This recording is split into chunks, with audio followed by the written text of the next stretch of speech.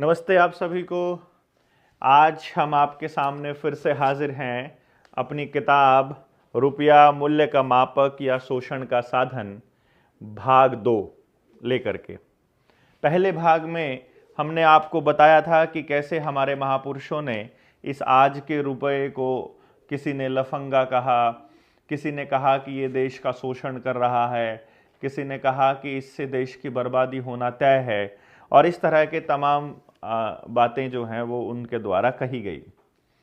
हम किताब के पहले पाठ पर जाने से पहले आप सबके सामने एक प्रस्तावना जो वर्मा जी ने इसके लिए तैयार की है वो हम आपके सामने पढ़ देते हैं, और आप अपनी किताब को जरूर अपने साथ रखिएगा जब आप इसे पढ़ रहे हो। चूंकि हमारी 200 लोगों की टीम के आने से पहले, उस टीम के बनने से पहले ये पार्ट 2 रिलीज हो रहा है, पार्ट 2 रिलीज हो रहा है। तो अब आपका काम क्या है कि सबसे पहले तो उन लोगों को बोलिएगा जो लोग अभी तक अपनी 200 लोगों की टीम में शामिल होने के लिए अपना नाम नहीं लिखवाया है, वो लिखवा दें रविंदर भाई के पास 7700006900 पर। बाकी मैं प्रस्तावना आपको पढ़ देता हूं और फिर लास्ट में हम आपसे इस मुद्दे पर दोबारा से बात करते हैं। भारत भक्ति अर्थात भारत की सेवा का नाम ही योग है। ये आप पीछे देख रहे हैं, ये प्रस्तावना आपके सामने लिखी हुई है।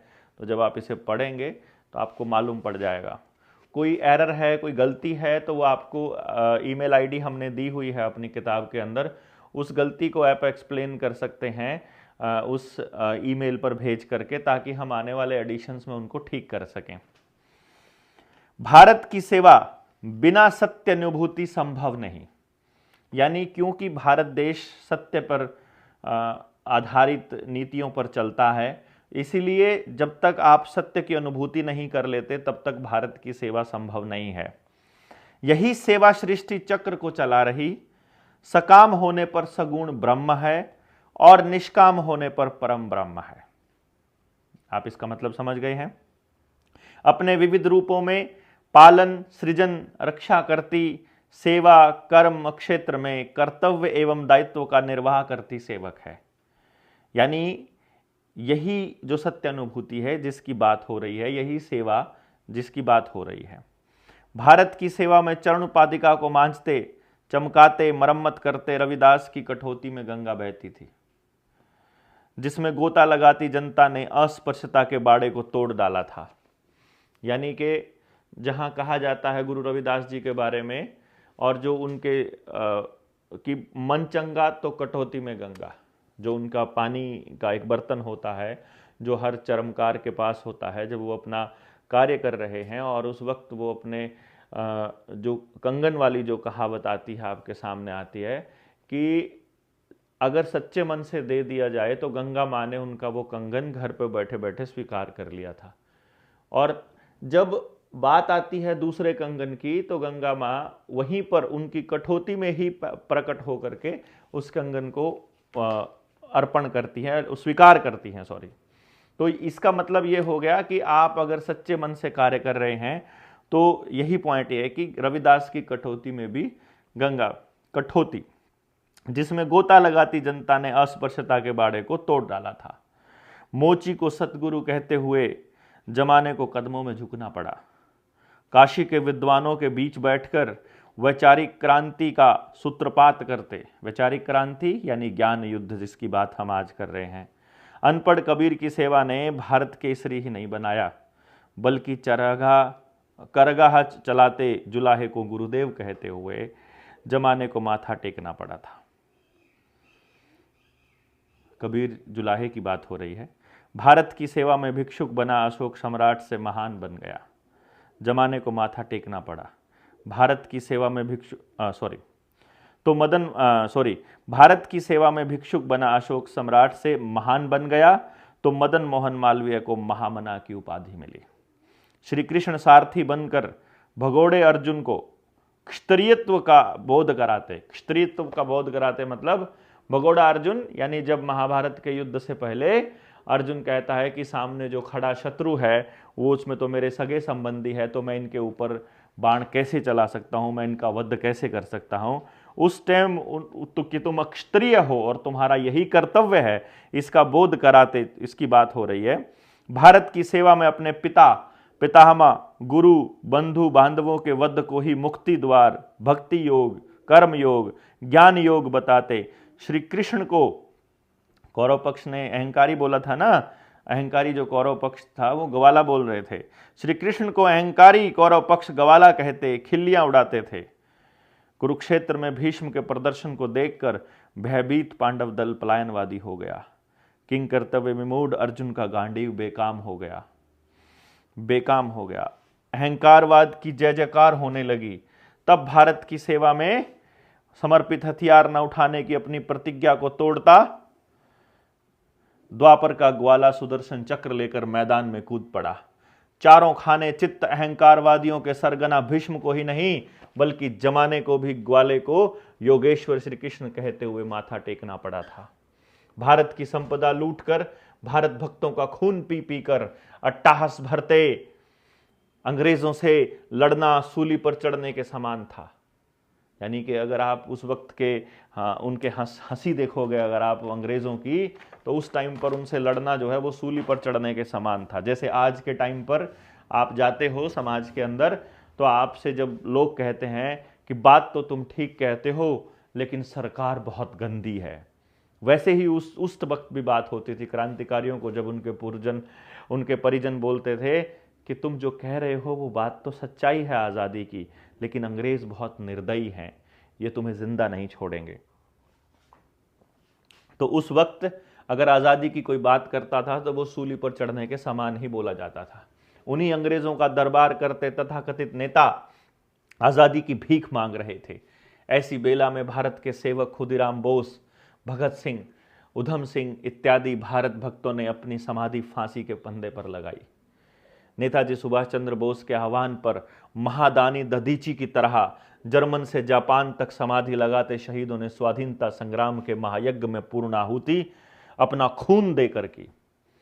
दधीची का मालूम है ना आपको कि जब कोई एक खास युद्ध के अंदर जब यह मालूम पड़ता है कि उस सामने वाले दुश्मन को मारने के लिए आप किसी अस्त्र शस्त्र का इस्तेमाल नहीं करते हैं, तो तब दधीची ने अपनी हड्डियां दी थी, अपनी पसलियां, उनसे वज्र, उनसे एक शस्त्र बना जिससे कि दुश्मन का वध किया गया था।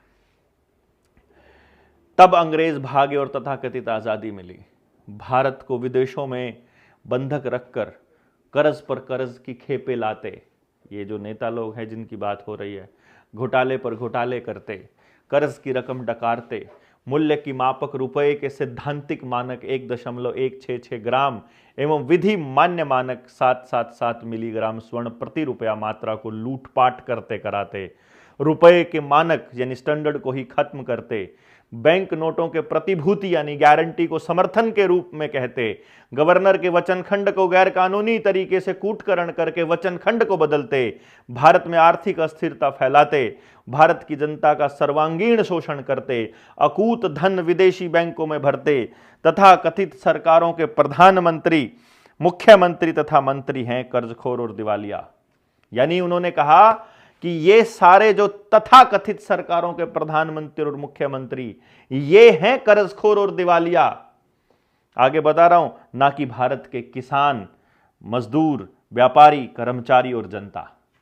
कहने का मतलब क्या है कि आज के टाइम पर आपके किसान, मजदूर और जनता को कर्जखोर और दिवालिया बताया जाता है, लेकिन असल दिवालिये ये लोग हैं जो ये सब काम कर रहे हैं। यानी कि आप देखिएगा जो सैद्धांतिक मानक है वो 1.166 ग्राम सोने का, विधि मान्य मानक यानी जो कानूनी रूप से जो अभी स्वीकार्य है, जो अभी तक वैलिड है, वो 777 मिलीग्राम स्वर्ण प्रति रुपया मात्रा। अभी इसको हम आगे आएंगे, जब ये किताब आएगी तो आपको एक एक चीज की कहां पर ये लिखा है, किस तरह, कौन सा दस्तावेज है जो ये साबित करता है, वो हम बताएंगे। तो वो कहते हैं वो डिफॉल्टर हैं, ना कि भारत के किसान, मजदूर, व्यापार, कर्मचारी। उनकी भ्रष्ट व्यवस्था में दिवालिया हो गई सारी योजनाएं, परियोजनाएं बहुराष्ट्रीय कंपनियों के हवाले चली गई। इस तरह भ्रष्ट नेताओं ने भारत को कर्ज के भंवर जाल में फंसाकर अपने छल कपट धोखे को पूंजी निवेश के बहाने, यानी जितनी भी इन्वेस्टमेंट है इसका बहाना है वहां भेजने का, पूंजी निवेश के बहाने छिपाते हुए देश को पुनः गुलामी में झोंक रहे हैं। इससे सिद्ध होता है यह भ्रष्ट नेता बहुराष्ट्रीय कंपनियों और बैंकों के एजेंट हैं। आप इसको समझ गए मेरे ख्याल से। जो अवैध रुपए के बदले कर्जदारों के वैध संपत्तियों की जब्ती, गिरफ्तारी और नीलामी कर रहे हैं, वास्तव में संविधान का गला घोंट रहे हैं।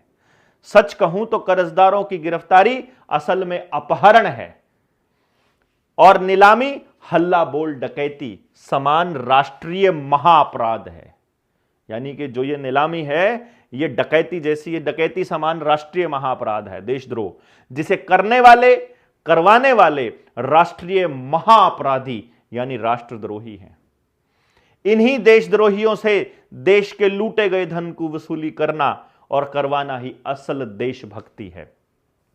उत्पादन का स्रोत खेत खलिहानों, यानी जैसा हम अपने ट्रेनिंग्स में आपको स्पेशल बताते रहते हैं कि भारत एक उत्पादन आधारित देश है और जितना प्रोडक्शन होता है, ग्रॉस डोमेस्टिक प्रोडक्शन जीडीपी, यानी प्रोडक्शन के बराबर ही रुपया छापा जा सकता है, ये आप सब लोगों को पहले बताया जा चुका है।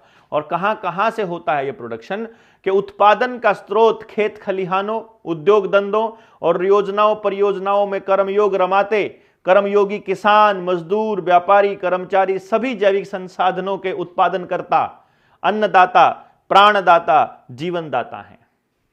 सार्वभौम सत्य, गणित, नियम, अधिनियम, सत्य तथ्यों, दस्तावेजों से प्रमाणित हो गया है कि उत्पादन बढ़ा है, वस्तुएं सस्ती हुई हैं, किंतु छल कपट करके गैर कानूनी तरीके से रुपए का मानक परिमाण घटाकर, यानी कि उसका कूटकरण करके, अर्थात मुद्रास्फीति अवमूल्यन से किसानों, मजदूरों, व्यापारियों, कर्मचारियों, कर्जदारों के निरंतर घटती क्रय शक्ति शून्य की ओर अग्रसर होने से बढ़ती जा रही महंगाई जानलेवा होती जा रही है।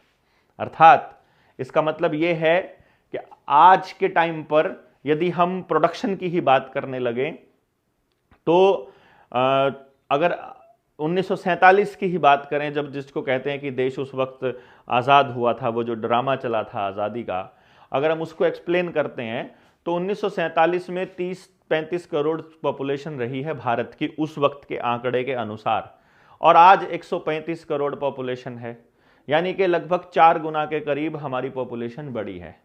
पर अगर आपके ज़मीन में अगर पैदावार की बात देखें तो आपका कोई भी फसल है उसकी पैदावार का हिसाब लगा लीजिए। कहते हैं उस वक्त 10-15 मन से ज़्यादा गेहूं नहीं होता था 1 एकड़ में। 10-15 मन गेहूं का मतलब होता है लगभग 6 से लेकर 15 मन गेहूं 6 क्विंटल गेहूं होता है, और आज 1 एकड़ में 50-50 क्विंटल 60-60 क्विंटल गेहूं हो रहा है, यानी 10 गुना। अर्थात जनसंख्या बढ़ी है 4 गुना और उत्पादन बढ़ा है 10 गुना। यही लगभग हर चीज के उत्पादन में है। अर्थात उत्पादन बढ़ा है तो महंगाई घटनी चाहिए थी, चीजें सुलभ उपलब्ध होनी चाहिए थी, लेकिन हो रहा है एकदम से उल्टा। और इस तरह से जो चीजें सस्ती हुई हैं उससे भारत के जो किसान है, मतलब उसकी जो क्रय शक्ति है वो लगातार घटती जा रही है कर्जदारों की, और उनकी पूंजी बढ़ती जा रही है। असल कर्मयोगी भी नंगे और भूखे होकर आत्महत्या करने पर मजबूर हैं, जिसको हम किसान कहते हैं, एवं घुट घुट कर दम तोड़ते जा रहे हैं, और उनका खून पी पी कर ये अपराधी राष्ट्रद्रोही अरबपति से पदमपति होते जा रहे हैं। पदमपति समझ रहे हैं, मतलब अरब खरब और फिर नील पदम शंख पदमपति। हे कर्मयोगी, तुम्हारे कोटि कोटि हाथ जो पालनहार सृजनहार हैं, अवैध रुपया और डॉलर के धनात्मक शोषण से तुम्हें रोजी रोटी नहीं दे सके तो क्या जनता के खून पसीने की गाढ़ी कमाई को चूस चूस कर पानी की तरफ बहा रही कार्यपालिका, विधायिका और तथाकथित अवतारों के छू मंतर से क्या रोजी रोटी मिल जाएगी? यहां पर वर्मा जी पूछना चाह रहे हैं कि जब तुम्हारे हाथ करोड़ों करोड़ों हाथ तुमको अगर रोजी रोटी नहीं दे पा रहे हैं, तो ऐसे जो खून पसीना चूसने वाले जो कार्यपालिका है और जो विधायिका है, क्या वो उनके अवतार ऐसे छू मंतर करके तुमको रोजी रोटी देने वाले हैं? अर्थात जो आज आपकी हालत है उसमें तुम किसी को चुन लोगे, अगर सत्ता में बिठा दोगे, तो क्या कोई जादू की पुड़िया आएगी जो इनको ठीक कर देंगे? और उनसे रोजी रोटी मिल जाएगी और कर्मयोग से नहीं मिलेगी। क्या कभी किसी युग में ऐसा हुआ है जो अब संभव होगा? हे कर्मयोगी, तुम्हारे कथित सेवक रक्षक से भक्षक बनकर तुम्हें लूट रहे हैं और विदेशियों से तुम्हें लुटवा भी रहे हैं। हे कर्मयोगियों, तथाकथित नेताओं द्वारा आर्थिक और मानसिक गुलामी की जंजीरों में तुम्हें जकड़ दिया गया है। शहीदों के मंदिर, भारत के भगवान, किसान, मजदूर, व्यापारी, कर्मचारी आदि कर्मयोगियों की आर्थिक मानसिक गुलामी की मुक्ति की युक्ति का केवल एक ही विकल्प है, वैचारिक महासंग्राम। इसी ज्ञान युद्ध से अब देशवासियों की कर्ज मुक्ति और रोजी रोटी संभव है। कोटि कोटि भुजाओं वाले हे कर्मयोगी, तुम ही भूपाल, महिपाल, स्वयं सम्राट भारत हो। तुम ही सर्वसमर्थ, तुम ही नियामक, नियंता प्रभु श्री राम हो, श्री कृष्ण के रूप हो। शहीदों के इष्ट देव भी तुम ही हो। तुम्हारी सेवा में शहीद हुए शहीदों की समाधि पर जमाने को माथा टेकना पड़ा है। तुम्हारी सेवा से ही धर्म, अर्थ, काम, मोक्ष, मनोवांछित फल की प्राप्ति होती है। शहीदी पथ के पथिक, तुम्हारी सेवा के व्रतधारी, हम तुच्छ सेवक तुम्हारे चरणों में शीश झुकाते कोटि कोटि प्रणाम कर रहे हैं। यहाँ पर हम उस किसान, मजदूर, व्यापारी को प्रणाम कहते हुए हम उसके नाम संबोधन कर रहे हैं कि आपकी बर्बादी का कारण कोई और नहीं बल्कि ये रुपये का कूटकरण है।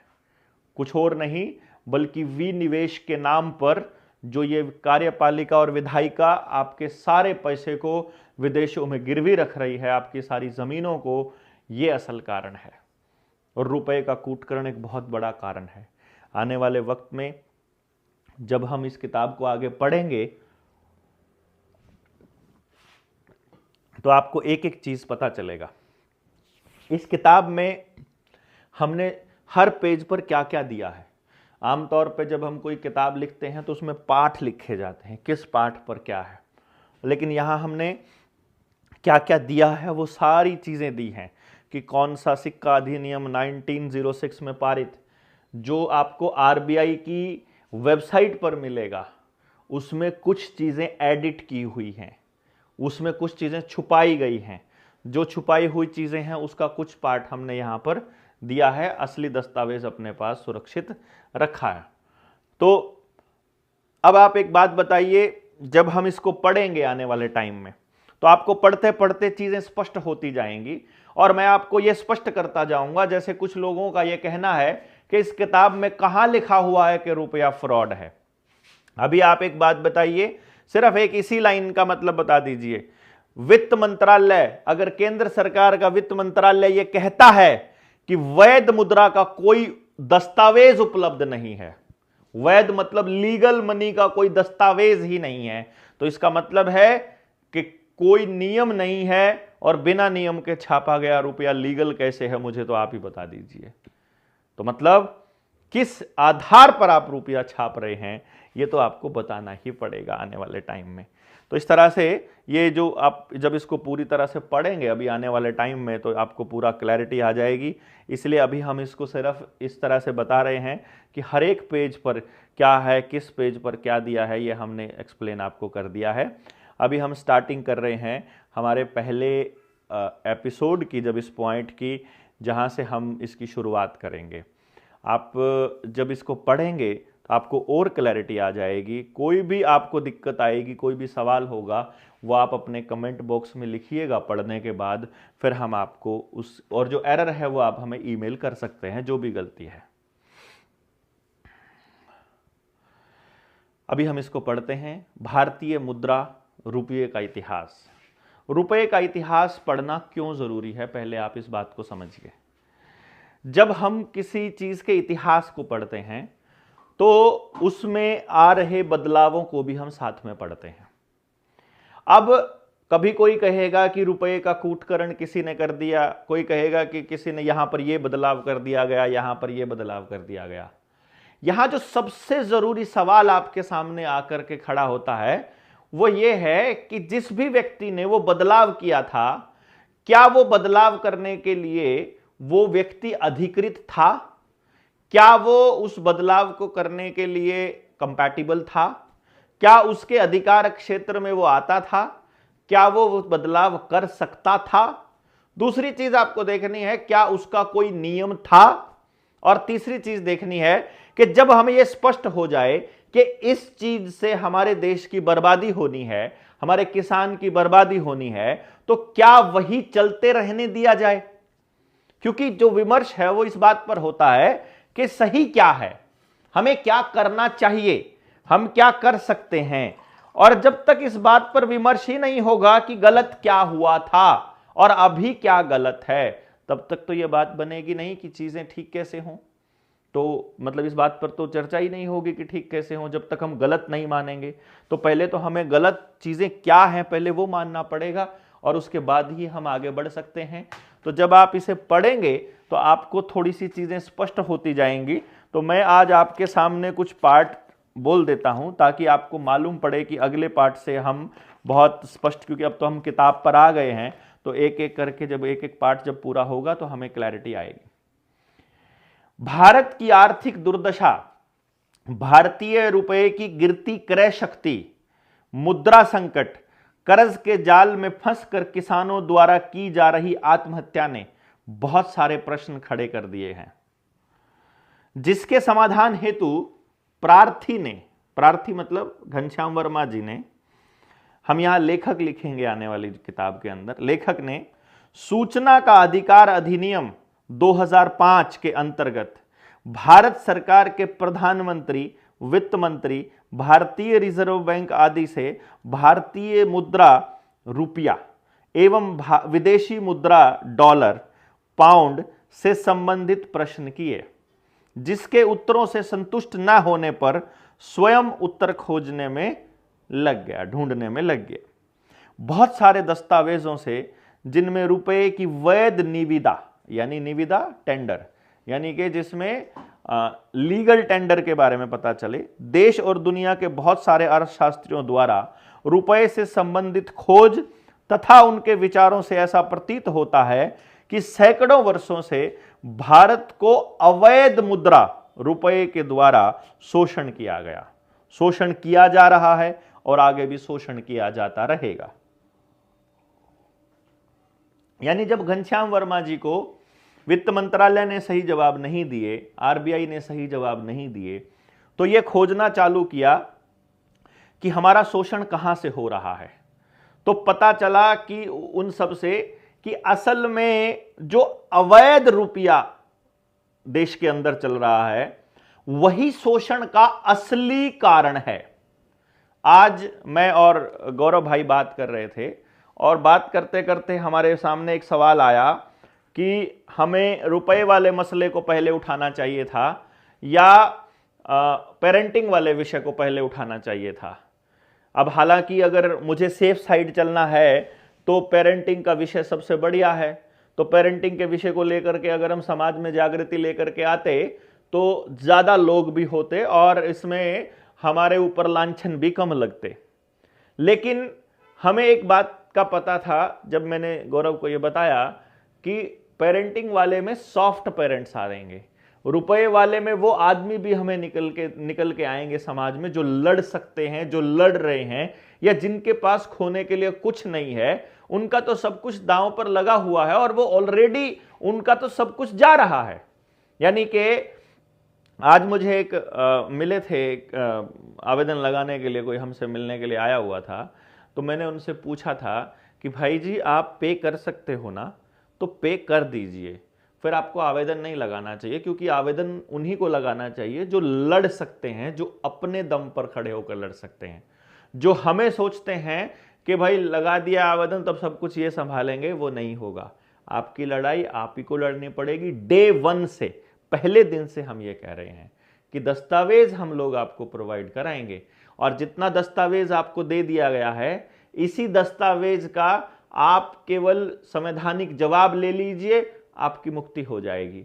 लेकिन आप उधर से जवाब नहीं मांगेंगे, कुछ लोग हमसे जवाब मांगेंगे, उस पर तो हम बाद में चर्चा करेंगे। फिलहाल मैं आपको इसलिए बता रहा हूं कि ये जो शोषण है, जितनी भी गरीबी है, जितनी भूखमरी है, जितनी बेरोजगारी है, उसका एकमात्र कारण अगर कोई है, मूल में अगर जब आप सारी चीजों के घूम करके आओगे तो वो है रुपए का कूटकरण या अवैध रुपए का देश में चलना। तो ये अवैध रुपया कैसे है, इसको हम आगे बताएंगे। इस अवैध मुद्रा रुपया के शोषण ने हमारे संविधान की मूल अवधारणा, हम नागरिकों के संवैधानिक मूल अधिकारों एवं संविधान की धारा 21 जो जीने का अधिकार देती है, उन सभी को खत्म कर दिया है। यानी हमारी जो संविधान की मूल अवधारणा क्या है कि हमारे मूल अधिकार बचे रहें। उसमें धारा 21 हमको जीने का अधिकार देती है कि हम जीने का अधिकार हमको है किसी भी व्यक्ति को अपने तरीके से, और वो उसको खत्म कर देती है। अवैध रुपये के शोषण से विवश होकर किसानों द्वारा या कर्जदारों द्वारा आत्महत्या का दौर जारी है, और ऐसा प्रतीत होता है कि आगे और तीव्र गति से आत्महत्याओं का दौर जारी रहेगा। अतः अवैध रुपये के माध्यम द्वारा हो रहे असंवैधानिक तरीके से शोषण, नियम और कानूनों की अवहेलना और अविवेकपूर्ण मनमाना शोषण कर रहे उन संस्थाओं और व्यवस्थाओं या व्यक्तियों से न्यायपालिका को अवगत कराने का प्रार्थी अपने संवैधानिक कर्तव्यों का पालन कर रहा है एवं न्यायपालिका से आशा कर रहा है कि न्यायपालिका तत्काल अपने कर्तव्यों का पालन करते हुए देश के संविधान और संवैधानिक मूल अधिकारों की रक्षा, नियम और कानूनों की बहाली तथा हमारे जीने के संवैधानिक अधिकार की बहाली हेतु कर्ज की कुर्की नीलामी पर तत्काल प्रतिबंध लगावे, जिससे अवैध रुपये की वसूली में वैध जमीन जायदाद की कुर्की ना हो सके एवं किसानों की आत्महत्या रुक सके। यहाँ पर आपको जब कभी कहीं आप गए हुए हों किसी की नीलामी की प्रक्रिया में, जैसे कि मैंने देखा अभी जब उत्तर प्रदेश के अंदर एक घर की नीलामी के लिए एसडीएम और तहसीलदार आए हुए थे, तो उन्होंने वहां खड़े हुए लोगों से पूछा, तुम्हारा घर है क्या, तुम्हारा घर है क्या, तुम यहां किस लिए आए हो? जिसका घर है वही बोलेगा। वहां पर आप सब लोगों को एक बात याद रखनी है, हमारे संविधान का आर्टिकल 51 हमारे मूलभूत अधिकारों के साथ मूलभूत कर्तव्यों के बारे में हमको बताता है। आर्टिकल 51 क्या कहता है कि देश के प्रत्येक नागरिक का यह कर्तव्य है कि यदि कहीं पर भी देश की संप्रभुता यानी उसकी सॉवरेनिटी के ऊपर कोई अटैक हो रहा है, कोई सरकारी अधिकारी या कोई प्राइवेट आदमी या कोई भी व्यक्ति कोई गलत कार्य कर रहा है, कोई अनैतिक कार्य कर रहा है या कोई असंवैधानिक या कोई इलीगल कार्य कर रहा है, तो वो उसे रोके, उसे टोके और जो व्यवस्था है उसकी संज्ञान में लेकर के आए। तो हम अपने आर्टिकल 51 की अवपालना में, यानी कि हमें भारत का संविधान ये इजाजत देता है, हमें ये अधिकार देता है कि हम हर उस गलत चीज के खिलाफ बोल सकते हैं, चाहे वो हमारे साथ ना हो रही हो। यानी किसी और के साथ भी अगर कोई गलत कर रहा है तो हम टोक सकते हैं। ये आर्टिकल 51 कॉन्स्टिट्यूशन का हमको अधिकार देता है। ये हमारा फंडामेंटल ड्यूटी में आता है, यानी हमारे मौलिक कर्तव्य की बात आती है कि हमको अपने देश में हो रही गलत चीजों के खिलाफ आवाज उठाने का अधिकार है। तो इसलिए कभी भी आपको अगर कोई ऐसा व्यक्ति कहता है कि तुम क्या कर रहे हो, तो उसी टाइम आर्टिकल 51 का उनको हवाला देना है और उनको बोलना है कि मैं इस देश का नागरिक हूं और इस देश का नागरिक होने के नाते मुझे इस संविधान ये अधिकार देता है कि मैं कहीं भी गलत हो रहा हो उसके खिलाफ आवाज उठाऊं, और वो अपने लेवल पे हमें आवाज उठानी चाहिए। भारतीय रुपया पढ़ना से पहले हम इस बात को पढ़ लेते हैं ताकि हमें पता चले। वैध मुद्रा का कोई दस्तावेज उपलब्ध नहीं, ये वित्त मंत्रालय ने हमको कहा। कहां पर? ये आने वाले टाइम में जब आपके पास ये सूचनाएं आएंगी तो ये हम बताएंगे। प्रार्थी द्वारा दिनांक 19/6/2015 को, यानी आज से ठीक लगभग मतलब 10 साल पहले की बात है, वैध मुद्रा रुपये से संबंधित प्रश्न करके सूचना के अधिकार अधिनियम 2005 के अंतर्गत प्रधानमंत्री, वित्त मंत्री, रिजर्व बैंक से सूचना मांगी गई थी, जिसका जवाब भारतीय रिजर्व बैंक द्वारा 25/6/2015, 25/7/2015 और वित्त मंत्रालय ने दिया 30/7/2015 को भेजी गई थी। रिजर्व बैंक ने अपनी सूचना में कहा कि वांछित सूचना हमारे पास उपलब्ध नहीं है। रिजर्व बैंक के पास सूचना ही उपलब्ध नहीं है वैध रुपये की। और भारत सरकार के वित्त मंत्रालय द्वारा सूचना में कहा गया कि विनिमय माध्यम के रुपए, सोने के सिक्के के मानक अथवा डॉलर के प्रयोग के मानक हेतु विधिक प्रारूप, विधिक मतलब लीगल कोई फॉर्मेट, कि किसी वैध मुद्रा का कोई दस्तावेज उपलब्ध नहीं है। यानी किसी भी कोई भी ऐसी कोई कानूनी प्रक्रिया के तहत कोई वैध लीगल मनी का कोई ऐसा डॉक्यूमेंट हमारे पास नहीं है। तो अब प्रश्न यह खड़ा हो रहा है कि वर्तमान में जो रुपया चल रहा है या विदेशी मुद्रा भंडार के रूप में डॉलर आदि रखा गया है, वो मुद्राएं, रुपया या डॉलर, यानी जो भी चीज है, यानी आप मुद्रा कह रहे हो, रुपया कह रहे हो, डॉलर कह रहे हो, जिसके एवज में ये छप रहा है, जो नोट छप रहा है, ये वैध है या अवैध है। अब इसका तो जवाब आप सरकार को देना पड़ेगा ना कि वैध किस नियम से है, और अगर कोई नियम नहीं है तो फिर वो अवैध है। प्रार्थी द्वारा उसके बाद रुपये से संबंधित बहुत से प्रश्न सूचना के अधिकार अधिनियम 2005 के अंतर्गत दिनांक 15/7/15, 20/7/15, 26/10/15, 22/2/16, 13/5/16, 28/9/17, 7/5/18, 12/9/18, 23/9/20, 18/1/23 और 25/10/23 को सूचना मांगी थी। इसके प्रश्न और उत्तर 100, ये जो आंकड़ा है ये अभी हमने नए वाले एडिशन में ठीक कर दिया गया है, 135 से लेकर और 238 तक, यानी कि 2 आगे सरका दो, ये 135 और 238 तक देखें। यानी कि अभी जो हमारे पास सूचना है कि अभी हमारा वित्त मंत्रालय और आरबीआई और भारत सरकार ये कह रही है हमारे पास वैध रुपए का कोई दस्तावेज उपलब्ध नहीं है। अब जब उनके पास तो वैध रुपए का कोई दस्तावेज उपलब्ध नहीं है, तो अब ये वैध रुपए का दस्तावेज तो फिर हमें ढूंढ करके लाना पड़ेगा कि भाई असली रुपया क्या है। और अगर रुपये को समझेंगे नहीं तो फिर बताएंगे क्या कि वैध क्या है और अवैध क्या है, और पता कैसे चलेगा कि गलत क्या है और सही क्या है। तो पहले हम इतिहास से लेंगे या रुपये से लेंगे, किस तरह से लेंगे, ये हमारे अगले पार्ट में आएगा। अभी हमारे 2 पार्ट कंप्लीट हो गए हैं, तो आपने क्या करना है, दोनों पार्ट में से जो भी ग्रामेटिकल एरर, जो भी चीज़ें आती हैं, आप ईमेल हमें कर सकते हैं। दूसरी बात, आपने जो 200 लोगों की टीम के लिए अगर आपने फॉर्म नहीं भरा है और रविंदर भाई से संपर्क नहीं किया है तो 7700006900 पर कॉल कर लीजिएगा। ये मौका दोबारा से नहीं आएगा। पहले 200 फॉर्म भरने वालों को अलग, मतलब पहले प्राथमिकता दी जाएगी और बाकी के लोगों को बाद में। तो जितना जल्दी हो सकता है अपना फॉर्म भर दीजिए। 31 जनवरी 2025 से लेकर 6 जनवरी 2025 तक, 6 फरवरी 2025 तक अपनी ट्रेनिंग शेड्यूल की गई है शिमला। जो लोग फॉर्म भर देंगे उनकी ब्रॉडकास्ट लिस्ट और उनके साथ पर्सनल संपर्क करके उनको सारी जानकारियां साझा कर दी जाएंगी, क्या क्या सामान लेकर के आना है, किस तरह से आना है। आप सब लोग आइएगा और अपने जीवन के एक बहुत ही अनमोल 6-7 दिन निकाल करके लेकर के वहाँ से खजाना लूट करके ले जाइएगा। आप सब लोगों का इंतज़ार रहेगा, कितने लोग, कितने क्रांतिकारी साथ आते, ये देखने वाली बात रहेगी। आप सब लोग इस किताब को पढ़ते रहिए। जिस भी भाई को ये किताब लेनी है 7696627656 पर भी मैसेज कर सकते हैं, 9518170000 पर भी मैसेज कर सकते हैं, व्हाट्सएप और जो अपनी निडर इंडिया चैनल है, उस निडर इंडिया चैनल के डिस्क्रिप्शन में हम हर एक पोस्ट के अंदर हम इसका लिंक डाल रहे हैं। आप लिंक डाल करके इनको वहाँ से खरीद सकते हैं। हमने अमेज़न और फ्लिपकार्ट पे भी ये इन्फॉर्मेशन हम जल्दी डाल देंगे।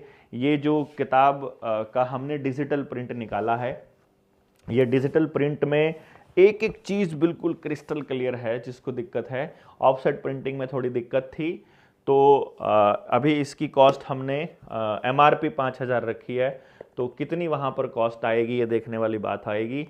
तो जिस भी भाई को ये लेना होगा, बेसिकली ये किताब की कीमत नहीं है, ये एक तरह से आपका हमें दिया गया एक समर्थन मूल्य, सहयोग राशि है, जिसको आप हमें देते रहना पड़ेगा ताकि हमारा ये अभियान चल सके। अब हमें बहुत ज़्यादा सहयोग की ज़रूरत पड़ेगी क्योंकि 200 लोगों की टीम हम प्लान कर रहे हैं पूरे हरियाणा भर में। पहले नंबर पर पहले हरियाणा में हम लोग उतारें और फिर दूसरे स्टेट्स के अंदर इन टीमों के माध्यम से हर गांव तक जाने की कोशिश करें। तो देखते हैं कितना हो पाएगा। हम अपनी तरफ से पूरी कोशिश कर रहे हैं। आपसे सहयोग की अपेक्षा रहेगी। जितने साथी आ सकते हैं आइएगा, जो नहीं आ सकते वो घर से सपोर्ट कीजिएगा और अफवाहों से दूर रहें, नक्कालों से दूर रहें। और कोई ट्रेनिंग अभी शेड्यूल नहीं की गई है। बहुत बहुत धन्यवाद। जय हिंद, जय भारत। आप सब लोग जुड़ते रहिएगा। बहुत बहुत धन्यवाद।